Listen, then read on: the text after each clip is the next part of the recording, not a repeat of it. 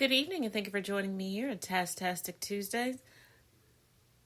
You know what? Let's just jump right into it, because I noticed that after creating an entire online discourse between herself, I'm referring to Lena Wilson, and Amanda Stenberg, well, Miss Lena has disappeared from social media. But let's take a listen to the TikTok video that started it all. And the next voice you hear will be Lena Wilson.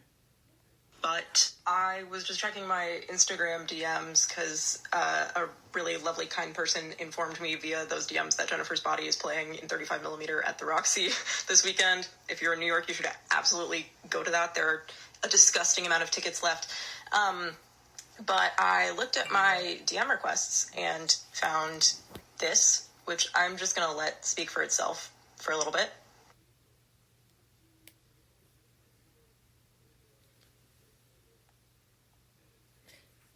Now, I'm just going to pause it here, and then I'm going to let you listen to the rest of her video. But this that she's allowing to speak for itself is a brief DM from Amanda, where Amanda says, "Your review was great. Maybe if you had gotten your eyes off my tits, you could have watched the movie."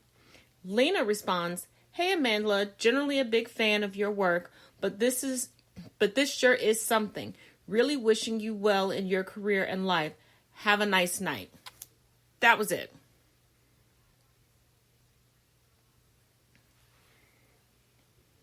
Now let's continue. For context, if you haven't seen, I reviewed Bodies, Bodies, Bodies for the New York Times and really didn't like it and said so. Ironically praised the acting, though. I don't want anything else to come of this. I am devastated to have received this message in the first place. I was a genuine, huge fan of hers. But I'm posting it because I don't want this person who has more social power than me to think that it's fucking okay to do something like this.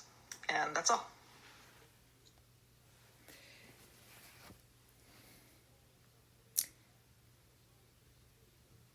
Okay, so the review is behind a paywall for the New York Times,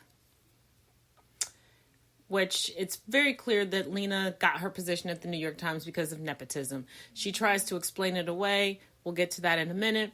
But Lena attempted to act as if a fellow queer person was being homophobic towards them for being a queer person. She was trying to invoke the racial trope of the angry black woman.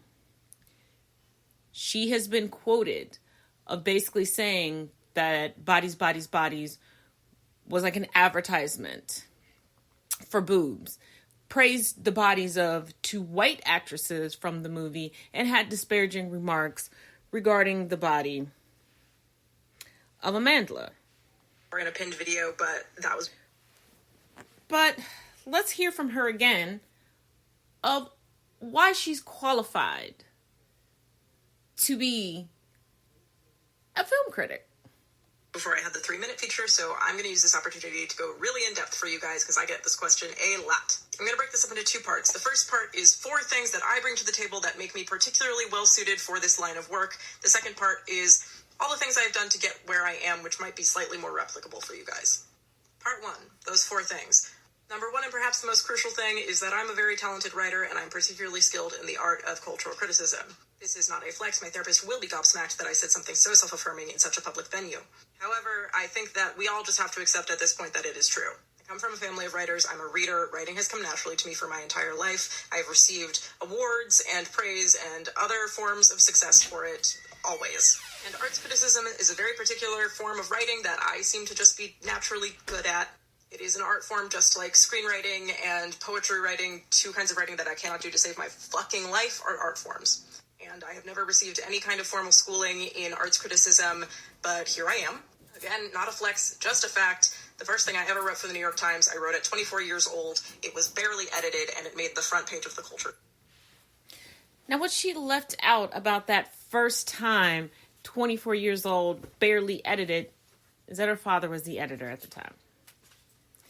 She goes on to say that she started doing movie reviews and a blog simply for herself and utilize those snippets to get one job to get that job. But if you catch it, she said she comes from a family of writers.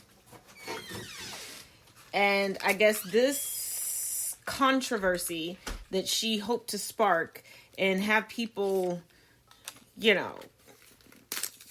come and make her the damsel in distress regarding Amandla was supposed to be her claim to fame. The one thing that she could accomplish all on her little lonesome. Don't really think she thought that it would backfire the way that it did. She also goes on in that video to talk about how she's qualified to discuss culture and pick it apart and all this stuff. Isn't it amazing that the most uncultured, unseasoned beings on the planet, the genetic mutations, if you will, always believe that they are qualified to speak on something that they are void of because they read a few books in the library. They took a few classes at a school that payola moved from radio stations into the classroom in order to get them through.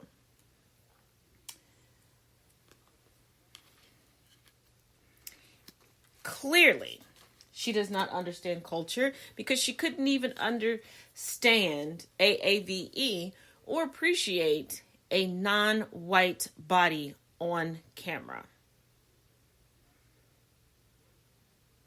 But I guess when you stick everything behind a paywall, you can tell people you're extremely talented all day and all night.